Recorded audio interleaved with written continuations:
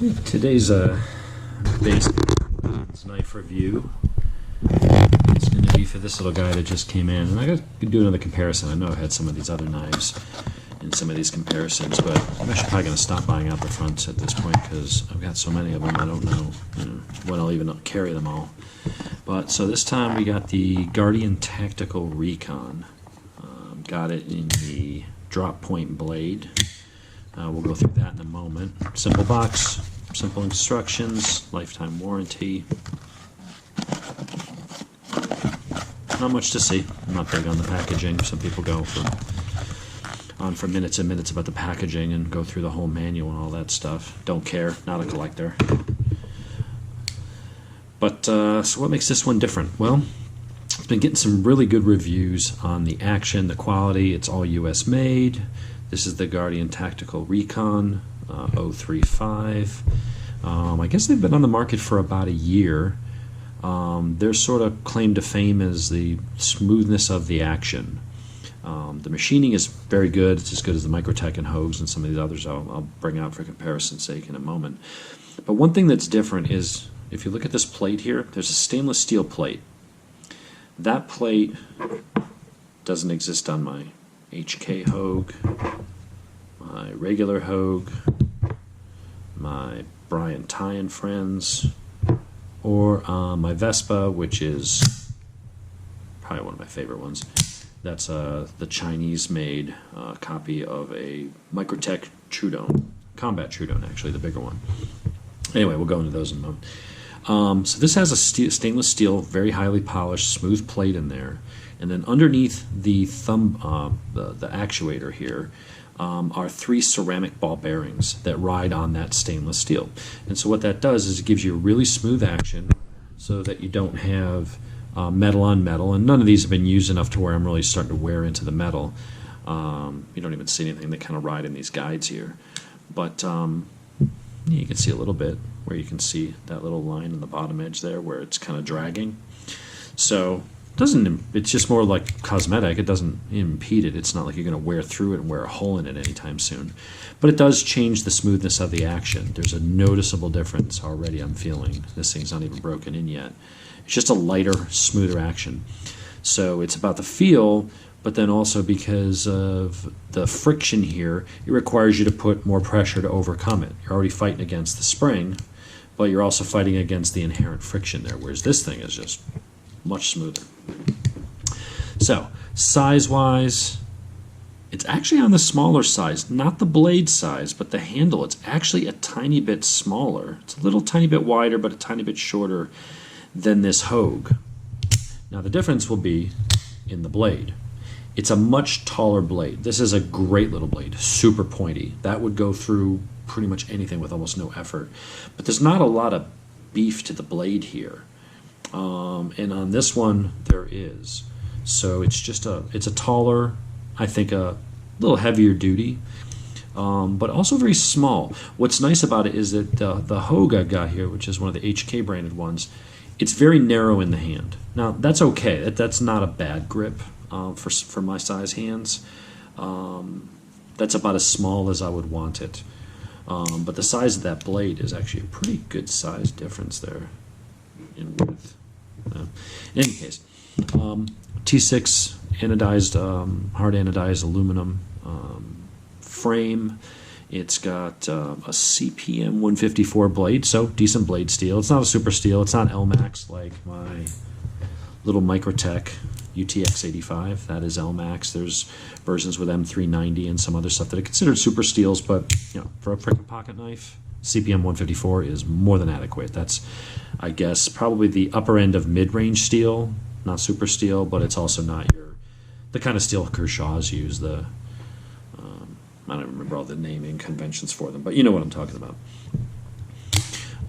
In any case, really smooth action. It's not super fast, but that's okay, because sometimes the super fast ones, maybe it's a little cooler, where it's like, bam, and it flies out. This guy right here, really fast. And because it's got a light blade, you don't feel the shock of it snapping in and snapping out as much, but it does really fly out. Same with this Hogue. This Hogue got a really nice smooth action. I'd rather have a slightly slower action that's smoother and easier to deploy. Also, it's not going to be battering the frame because you've got steel on the blade, and then you've got everything's aluminum. And aluminum is fairly hard, but it's going to give way before the steel does. So that's something to keep in mind. When you've got one that slams out and slams back, over time that may start to loosen up, and it may beat up the aluminum frame and introduce a little more blade play and things like that. So always keep that in mind. So let's see, back to the Recon here. What I like about it is it's wider this way. So it just grips in your hand. Like this, to me, is about the perfect size for a pocket knife. It's not as big as the Guardian Tie. Put them here side by side. You can see there's quite a bit of difference in length there. And then, of course, my Vespa. That's the biggest one here. If you go from the tip of the glass breaker, that's the longest of them. Also weighs a good bit more. This is very light. This doesn't weigh much at all. I don't have my scale up here. My wife's using it for something. But, I don't know. I would say that's under 4 ounces. Really nice machine. Deep carry pocket clip. They have a couple different styles. They've got this blade style. They've got a Tonto blade. I don't know if they have a double edge. Some companies do, some don't. The double edge is nice, I guess, if you're looking for like a defensive knife, but I don't know how many people actually are. And like I've pointed out in other videos, if you wanted to put your thumb there and bear down if you're cutting wood or doing something, you're gonna obviously have a bad day of it when you've got that edge there. So that's the only one I've got the double edge on. So I do like this clip point, or I guess it's a drop point. It does have a nice swedge here. It's a fairly thick blade stock too. I mean, it's a fairly beefy little blade. For an EDC, I mean, that's perfect. There's certain elements I like better about the Hogue, like this thing if you had to stab something, or, I mean, this is a good slicer. It's a very small, thin blade, perfect for slicing things. This thing is just awesome because it just is. I mean, you got carbon inlay, S45 VN, built like a frickin' tank. At least as much of a tank as out the front knives are. That's another thing to consider, when you see like different knife videos, they have, they'll be running through the different uses and batoning and doing all this stuff. You don't do that with one of these. The length of the blade and the length of the handle, there's more blade in here, but it's only like 1/2 or 3/4 of an inch.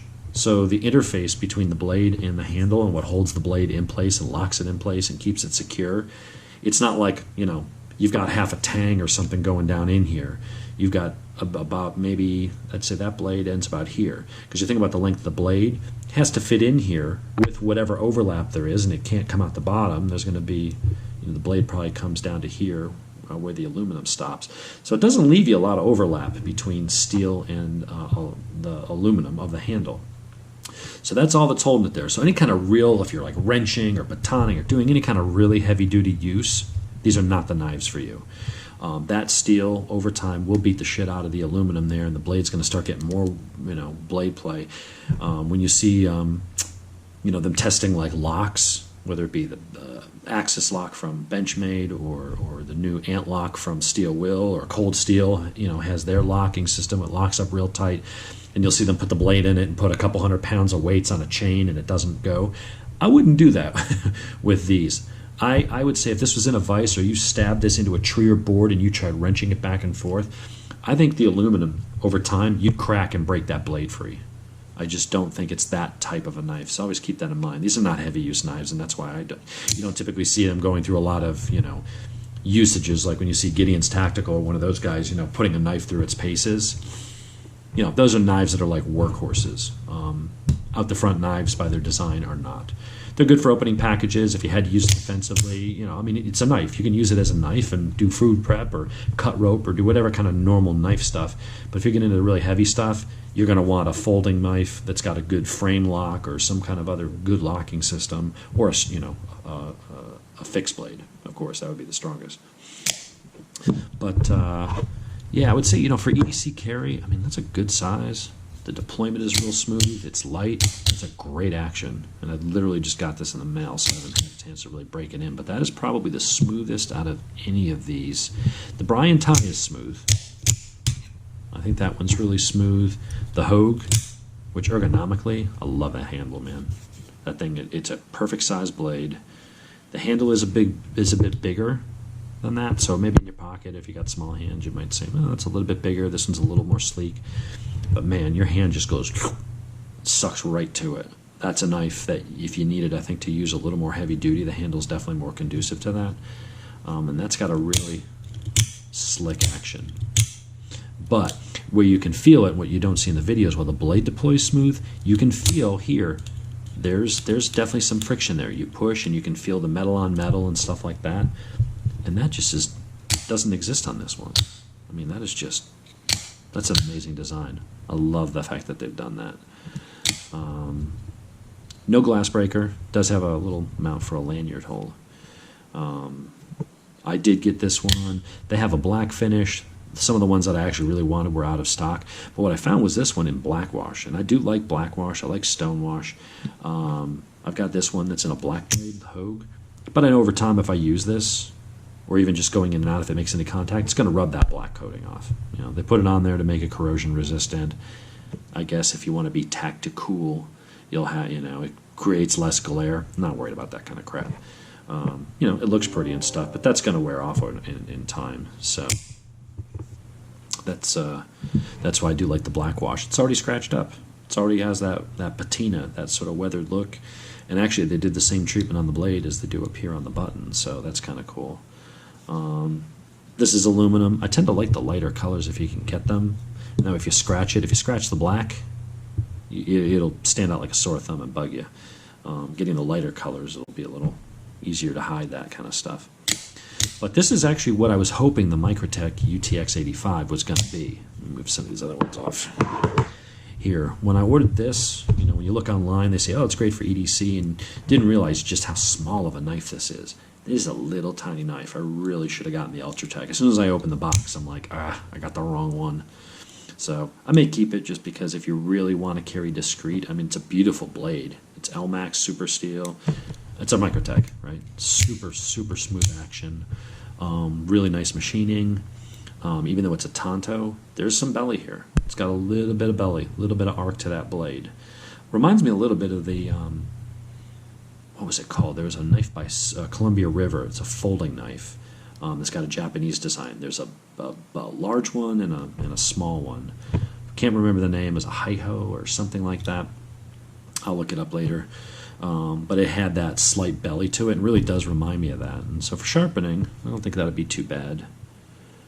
But I don't know how much I'll offer to carry this one. This thing will probably never even get sharpened because I probably won't carry it long enough to actually wear the LMAX down to the point where it needs to. But if it does, you just run it through a ceramic rod sharpener. But that's what I was actually hoping for when I ordered this, was it was going to be more of this size. I just envisioned that the Microtech was, this size, and it's just not. That's big. That's a big knife. So I like it. I like it a lot. The blade design is nice. I like the swedge. It's a nice sharp point. Really sharp out of the box. Like the finish, like the machining.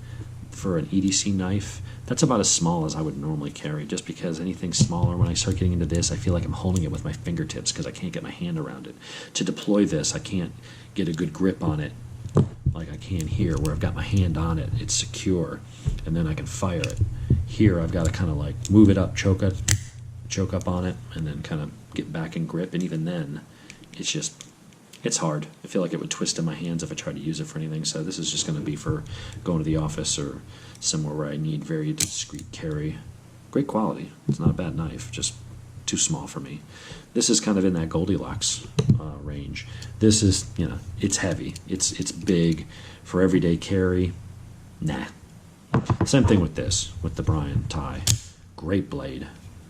Great handle. Very light. A little too big for everyday carry. Just something to have. I would say for everyday carry, if you got little hands, the Microtechs are great. And then $240, great deal on a Microtech. But for me, a little too small for everyday carry. So that kind of brings us to these three. I really like the Hogue a lot. The Hogue makes a great out the front knife.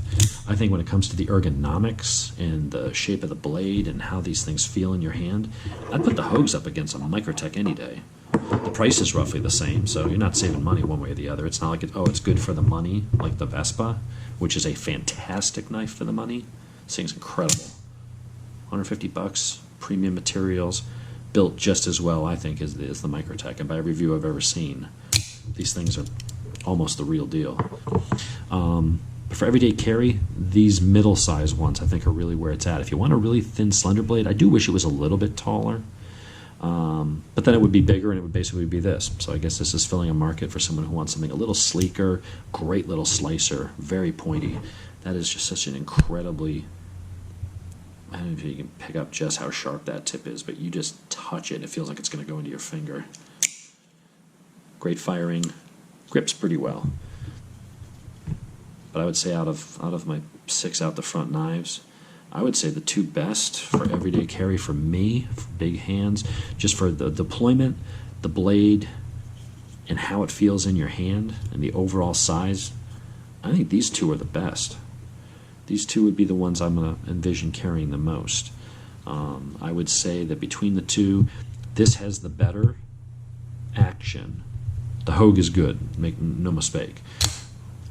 This is better. It's a much smoother, much nicer deploying knife. Is that enough to make a difference? No. I think ergonomically, the texture on this one and the contours of it, and the handle being just a little bit longer, it fits my hand like a glove. That's probably the better of the 2 knives. But these guys, I mean, damn. If you want something a little bit sleeker but offers you basically the same size blade, maybe just a tiny bit less, these Recons are nice. It's definitely also noticeably lighter. Yeah, very cool. But you know, I haven't used these much for anything other than just, you know, normal cutting stuff, opening boxes, cutting rubs, zip ties, opening packages. It's a knife. It's going to work like anything else. I'm not going to be out there batoning or doing anything crazy with it, because if I have something that needs that much of a knife to do, I've got, you know, some good buck and tops and some other fixed blade knives that, you know, that's what I'm going to use when I'm camping or doing any kind of serious work. The tops knife, I've got a Steel Eagle, I think it's called. It's a 1/4 inch thick wide stock of 1095. The thing is just an absolute beast. You could cut your way through a car door with that thing if you had to. But for everyday carry, I think out of all the ones I've got, these 2 guys. If I've got a little deeper pockets and I want that little bit extra handle and a little bit extra contour, if I want to be just a little more discreet, just a little thinner, a little shorter, nicer, smoother action without giving up much on the blade size. I mean, I think I've given up like 4 millimeters. I like this thing a lot. One of these days I'll do a video of me out there actually using these things, but, you know, what am I going to do, sit there, slice apples, or cut a piece of rope? It's like it's a knife. It should do that. If it doesn't, then you shouldn't be buying it. It's a piece of shit. All these knives are going to do whatever, you know, you want up to a certain point. If you need something really heavy duty, it's going to be a workhorse knife. You're using it for work, cutting up heavy stuff all the time, and maybe, you know, wrenching and prying at things a little bit. You're not going to use the out and out the front. You're going to get a Flipper, you're going to get a Spyderco, you're going to get, you know, something, a Hogue, or, you know, some of these other brands make other knives that are going to be more suited to that task. But for general, you know, just need a knife, quick, rapid deployment with one hand, because maybe you're using the other hand to hold something and don't have 2 hands free. Very cool. So, anyway, if there's anything you want to know about this knife, I can certainly answer questions, but it's pretty cool. Have a good day.